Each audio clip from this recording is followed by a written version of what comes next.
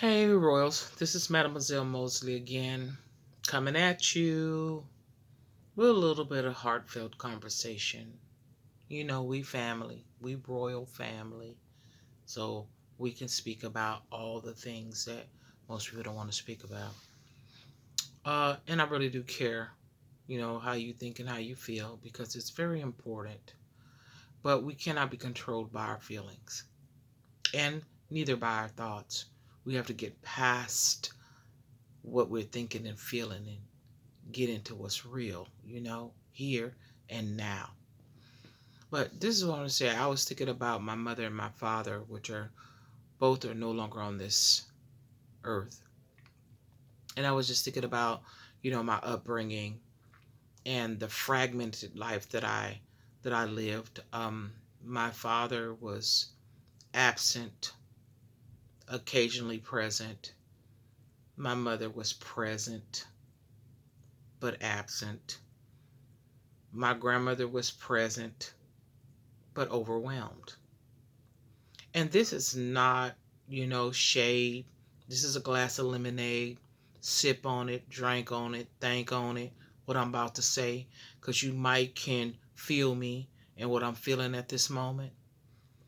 Because I think we judge our parents really, really hard sometimes. Because if, I go through all the, particulars about them, which I'm not going to do tonight, about their age and their upbringing, that has a lot to do with, what I've experienced. And my grandmother was a big part of my life as well. And I've never been dissatisfied, like, oh God, I should. Yeah, I ain't never. I don't know people who do that. I don't know if people want to try to blame somebody because they're not where they need to be. So being that they don't have the energy to get where they need to be, they want to bring somebody else's energy down. I don't do that. I don't do that. I loved my parents. I understood my parents because I understand me.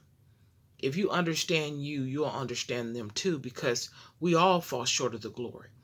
That's what God said. We all fall short. Even if you did what your parents didn't do, it's something that you ain't doing, regardless. Even if you're doing everything you're supposed to do, your kids might not view it like you view it. So all I'm saying is we need to give one to another a break.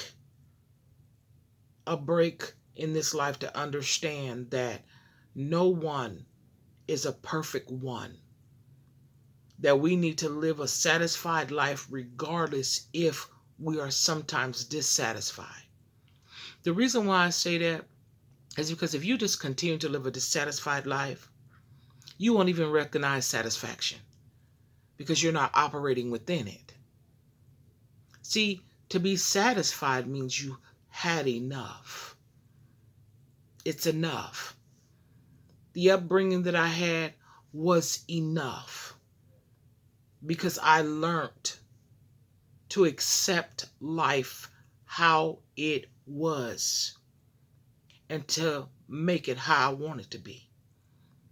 I left the good, I left the bad of the person out of the equation and just accepted the good, the part I liked. I did not focus on the bad. I focused on the good. Because I'm going to tell you why I never hated them. Because you emulate what you hate. The thing that you think you're getting away from, if you hate them, you're getting closer to it because you're studying it too hard.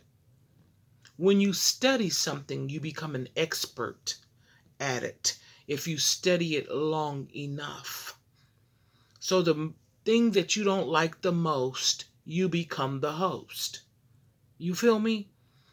I'm just spitting a little lyrics because I've never hated my parents.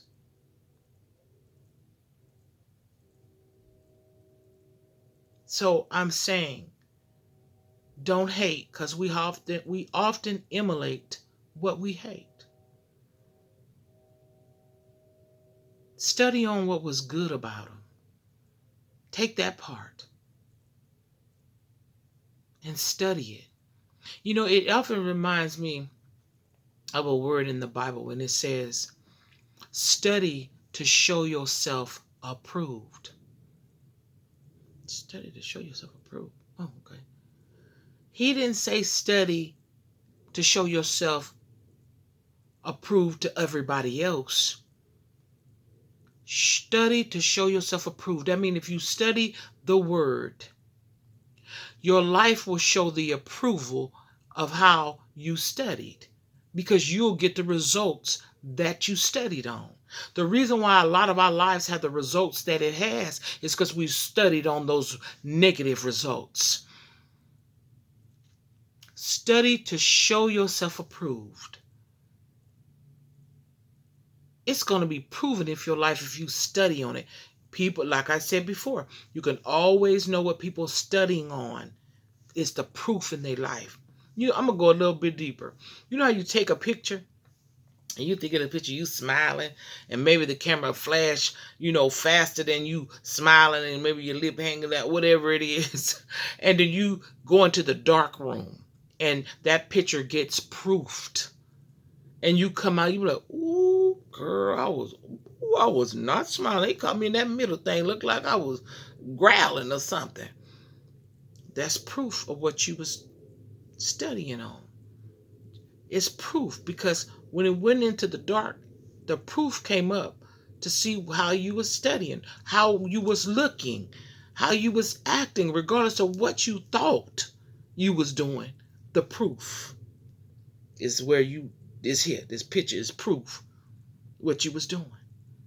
Just like your picture of life is proof of what you're doing. I'm not talking about that fake turkey bacon stuff that people show everybody, that everybody want to see, that happy family, which there is some happy families. It's a beautiful thing. I got a happy family to me.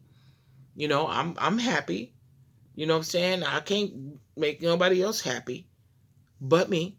Now, if they're unhappy, it's because they don't want to be happy, or they found something not to be happy about. But what I'm saying is, the proof.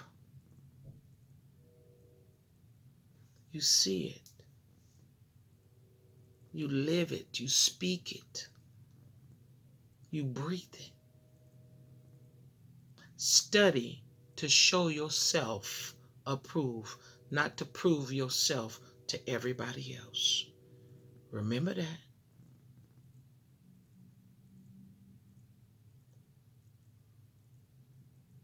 Remember that. Study to show yourself approved. Like, share, and subscribe. Until next time, get it before it gets you. I'm out.